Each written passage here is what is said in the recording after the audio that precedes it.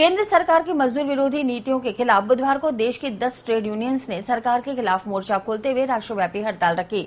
AITUC, INTUC, C2, HMS सहित अन्य मजदूर संगठनों से जुड़ी विभिन्न यूनियंस के बैनर तले बुधवार को करोड़ों कर्मचारी मजदूर देशव्यापी हड़ताल में शामिल हुए। संयुक्त श्रमिक समन्वय समिति के अध्यक्ष मोहन चेलानी ने बताया कि मजदूर अधिनियमों में परिवर्तन, नई पेंशन योजना, न्यूनतम मजदूरी, सार्वजनिक एवं राष्ट्रीय प्रतिष्ठानों का FDI के जरिए निजीकरण, बोनस की सीमा सहित 12 सूत्रीय मांग पत्र पर सरकार के नकारात्मक रवैये के खिलाफ अजमेर जिले में रोडवेज, बैंक, LIC, BSNL, विद्युत विभाग, जलदाय विभाग, पोस्टल, HMT, भवन मजदूर, राज्य कर्मचारी, आयुर्वेद कर्मचारी, शिक्षक, लघु उद्योग, भू प्रबंधन, ADA, राजस्व मंडल, शिक्षक संघ, तकनीकी कर्मचारी, आवासन मंडल, वन विभाग, डेयरी, पशुपालन आदि विभागों में कार्यरत लाखों मजदूर एक दिवसीय सांकेतिक हड़ताल में शामिल हुए। इस हड़ताल में रेलवे सहित अन्य अति आवश्यक सेवाओं में कार्यरत कर्मचारी यूनियनों का भी नैतिक समर्थन मिला। यदि सरकार अभी भी नहीं जागी तो 23 नवंबर से अनिश्चितकालीन हड़ताल की जाएगी। आज की ये विशाल रैली इस बात का प्रतीक है कि भारत सरकार जब तक मजदूर विरोधी कानूनों को, अधिनियमों को परिवर्तन करने की बात से वापस नहीं होने का काम करेगी।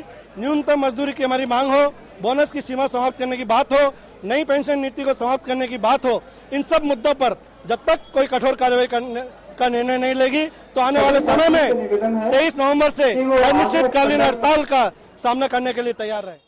सचिव रवि वर्मा ने बताया कि 2 सितंबर बुधवार सुबह अलवर गेट रानाडे मार्ग पर LIC कार्यालय से सामूहिक रैली शुरू हुई, जो Alwar gate, Martindale bridge, station road, Gandhi Bhavan, कचेरी रोड होते हुए LIC कार्यालय पर पहुंची, जहां रैली सभा में परिवर्तित हो गई।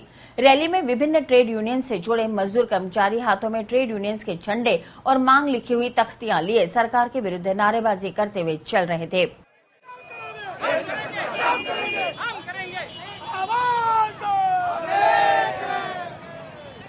जो दे न सके वो सरकार निकम्मी है, महंगाई जो रोक न सके वो सरकार निकम्मी है। मोदी तेरी जागीर नहीं, हिंदुस्तान हमारा है। मोदी तेरी जागीर नहीं, हिंदुस्तान हमारा है। सारी सेंट्रल ट्रेड यूनियन के आह्वान पे आज का आम हड़ताल की गई है। भारत सरकार की श्रमिक विरोधी नीतियों के चलते और श्रमिक रिफॉर्म्स हैं जिनके माध्यम से भारत सरकार श्रमिकों को कुचलने का प्रयास कर रही है और सरमाएदारों को प्रश्रय दे रही है। हम इसका पूर्ण आज हड़ताल करके विरोध कर रहे हैं। बैंकिंग इंडस्ट्री के अंदर बैंकिंग रिफॉर्म्स को नहीं करने, NPA की वसूली करने के लिए और जो NPA का पैसा नहीं चुका रहे हैं उनके खिलाफ क्रिमिनल प्रोसीडिंग करने के लिए हम इन मांगों को लेकर आज हड़ताल के ऊपर है।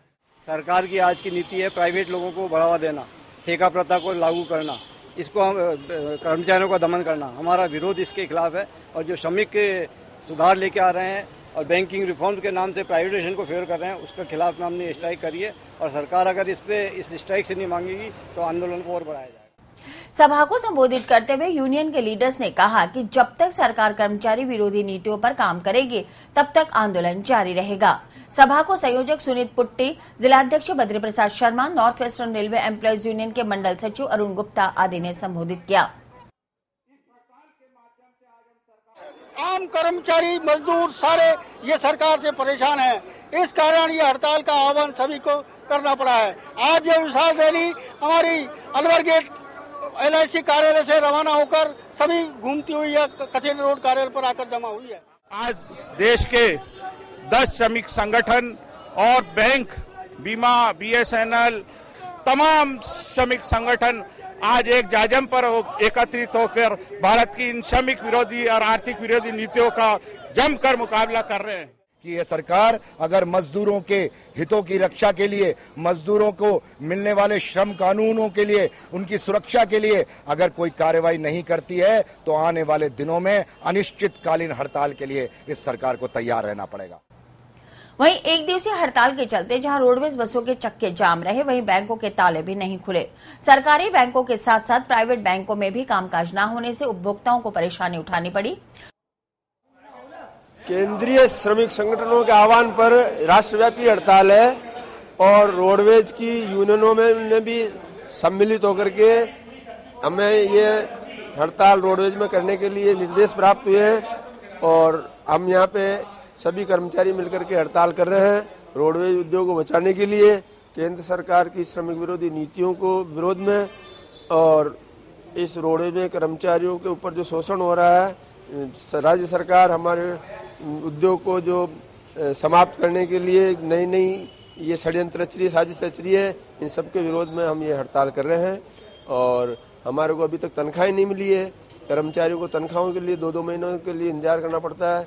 और जब से सरकार आई है इस रोडवे उद्योग के प्रति उसका नजरिया अच्छा नहीं है। हम सब कर्मचारियों में रोष है और इन सब बातों को लेकर के आज हम यहाँ पे हड़ताल कर रहे हैं। All India defence employees federation के आह्वान पर 2 सितंबर सुबह 6 बजे से 3 सितंबर सुबह 6 बजे तक राष्ट्रव्यापी हड़ताल में सहायक दुर्ग अभियंता MES अजमेर शाखा के समस्त सदस्य हड़ताल में शामिल हुए और सरकार द्वारा कर्मचारियों की 12 सूत्रीय मांगे नहीं मानने पर केंद्र सरकार की श्रमिक विरोधी नीति के खिलाफ आक्रोश प्रकट किया। प्रदर्शन में शाखा अध्यक्ष बनवारी लाल, सचिव सत्यनारायण, नरेंद्र कुमार, रमाकांत और संगठन मंत्री शंकर लाल सहित कई सदस्य मौजूद रहे। हिंदुस्तान के all India defence employees federation के तमाम कर्मचारी हड़ताल पर हैं और हड़ताल में अपनी हड़ताल को सफल बनाने की पूर्ण रूपेण कामना करते हैं। हमारी सरकार द्वारा, NDA सरकार द्वारा कर्मचारियों की श्रमिक विरोधी नीति के तहत, कर्मचारियों के साथ कुठाराघात नीति के तहत, कर्मचारियों का हनन के तहत आज इस मुकाम पर पहुंचने का मौका इसलिए मिला है कि सरकार ने कर्मचारियों की अनदेखी की है।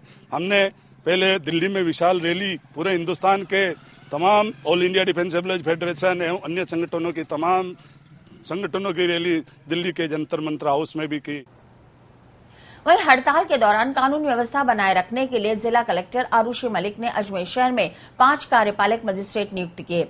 अजमेर में हड़ताल के दौरान कोई भी अप्रिय घटना का समाचार प्राप्त नहीं हुआ। वहीं देशव्यापी हड़ताल के दौरान देश के अनेक हिस्सों से हिंसा और आगजनी की खबरें आईं।